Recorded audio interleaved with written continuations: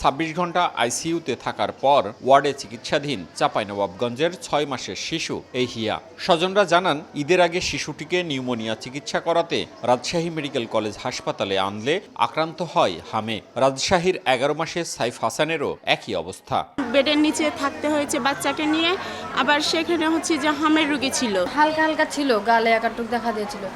রাজশাহীতে আসা ওষুধ ইনজেকশন দেওয়ার পরে গায়ে গোটা বের হয়ে গেছে। রাজশাহী মেডিকেল কলেজ হাসপাতালে প্রতিদিনই বাড়ছে হাম আক্রান্ত রোগী। এই হাসপাতালে রাজশাহী ছাড়াও খুলনা ও ঢাকা বিভাগের বেশ কয়েকটি জেলা থেকে হাম আক্রান্ত শিশুদের ভর্তি করা হচ্ছে। ছোঁয়াচে রোগ হামের পরিস্থিতি সামলাতে গঠিত হয়েছে 40 শয্যার আলাদা কর্নার। সন্দেহভাজন 230 জন রোগীর মধ্যে 54 জনের নমুনা পরীক্ষায় 28 জন পজিটিভ হয়েছেন।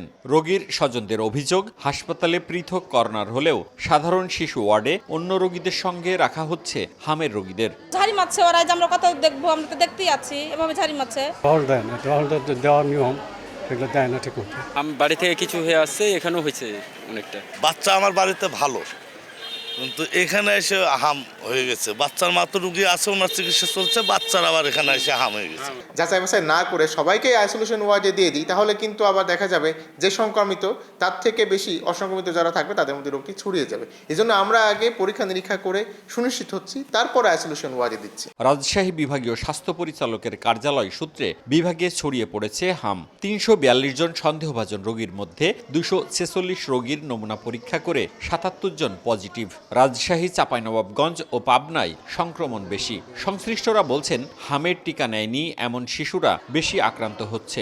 অভিভাবকরা বলছেন, সরবরাহ না থাকায় তারা টিকা দিতে পারেননি।